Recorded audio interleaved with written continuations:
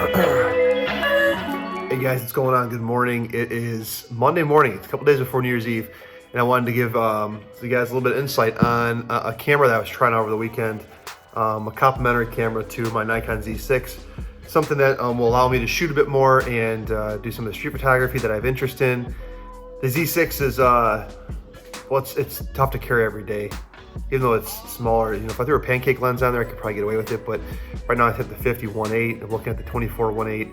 Both of those, even though they're not big in terms of other lenses, not great for carrying around every single day, I don't think. If someone has a way to how to carry that camera around and I can just use that camera every day, I'd much appreciate it. So what I did is I ended up picking up this Ricoh GR II. This gets a lot of praise on the forums and online for being a fantastic street photography camera. So I decided to pick one up and give it a try for the weekend. And I want to share a couple thoughts for you guys as I wait for drywall to be delivered at my house. So if you guys see me like bust out of here real quick, it's because drywall is being delivered. So anyways, I ended up picking this up. It's the GR II, not the GR3, because it's the GR3 is like $900, and for something I carry around my pocket every day, I want something that's kind of just I can toss around and have some fun with. A couple quick thoughts on this. First of all, from an ergonomics standpoint, I know why everyone loves this camera. This thing, ergonomically for point and shoot, I've never in my life held something better. It fits in your pocket, which is the main checkpoint. It's black and stealthy, has like a little matte rough finish to it. The grip is fantastic. And on the back here, if you guys can see this, all the controls are right there. Like, you know, you can do back button autofocus, you have exposure compensation right here on this rear rocker. Basically control of everything. It's absolutely the best ergonomic point and shoot camera I've ever touched in my life. You got the flash button right here on the sides, quickly change your effects. This is amazing. This is fantastic. The most perfect ergonomic camera I've ever held in my life in terms of point and shoot. It's amazing. The second thing is the lens. It doesn't pop out very far. It pops out quick. It starts up quick. It's awesome.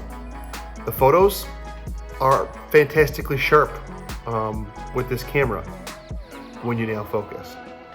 And the colors, I set it to vivid. The colors are awesome. They have like that real poppy, almost like Leica type look to them that just, you know, they stand out, and it's awesome. So, I mean, so far, ergonomics, image quality, and color science for shooting JPEGs, because I don't want to edit every photo I take for street photography. It's fantastic. Like, couldn't get better. But there's a problem. There's a big problem with this. I took it to a wedding over the weekend. I put it in my back pocket, so it served its purpose in that kind of function. But the wedding was a bit of low light, and the autofocus was absolutely atrocious. I mean, unspeakably bad. I would sit there, and I would like just keep telling it to refocus, and it would grab the little green square. Not in focus at all. It was back focused the entire time. It's absolutely horrible. So then I click into manual focus, and the problem with this camera, if you're gonna say one thing, is that for manual focus, there's no wheel or whatever to quickly, you know, scroll through the focus range and get somebody in focus, and there's no peaking. They do have the little box that pops up that magnifies the area, but basically you have to like click a button, say manual focus, put the target selection area, then hit it, and then like scroll through. It's a lot of steps, and it's completely unusable from that aspect of it. Now, I could, of course, set it to a higher aperture and set it to zone focusing, which is a lot of street photographers do. But since I was in low light, the ISO was pushing like 12,800, and the images just look terrible. I mean, high ISO, and this camera is also not good. So the long story short of this camera is ergonomics and image quality is fantastic, but it's basically only a daytime camera, and I would never use it for quick moving subjects because it just doesn't acquire focus fast enough. So the question, the dilemma I have, the problem I have is I really want to like this camera and I really want to make it work. But the reality of the situation is a lot of times I'm shooting stuff indoors if I'm with family and friends, especially in Michigan in the winter here. It gets, you know, real dark real quick. So not having the ability to focus in low light is just, it's not good. So I think I'm returning this camera for $583 still on Amazon. It's not really worth the price. And I'm actually looking at something else even cheaper. It's a Canon M100 with the 22 f2 lens on it. That's just slightly bigger than this. I would say the body size is about the same, and the lens sticks out a tiny bit further, probably what the equivalent is to this with the lens extended. But I'm looking at that because it does autofocus. It does have a flip screen. I can shoot some video on that if I had to. But you know, I'm kind of at this crossroad where I want something to be in my back pocket all the time, and I can be able to shoot photos whenever I see something that's interesting to me. I don't want to be an annoyance to my family. Where's my Nikon Z6? Because as much as I like to carry my Nikon Z6 around every time, and I would like to learn that camera more and more, I don't want to always have a camera slung around my shoulder, unless you guys know of a way to carry, you know, like an A7 III or Canon EOS RP or whatever, some full frame, or even APS-C XT3.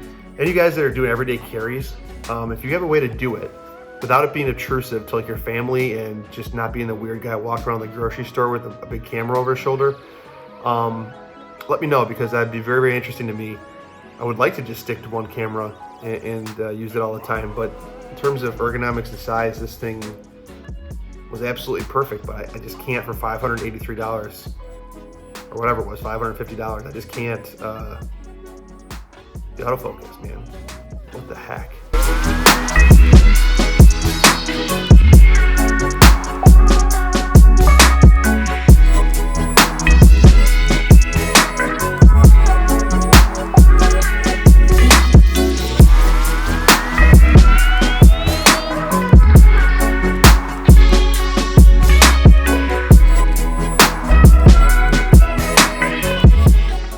So I just want to share a couple thoughts on the Ricoh GR II. Over the top of this video, I'll post a few photos I took from that wedding. You guys can see what I'm talking about with them not being sharp. And again, it's like I wasn't trying. Like I was sitting here and I was just beep, beep, hitting it, and got nothing.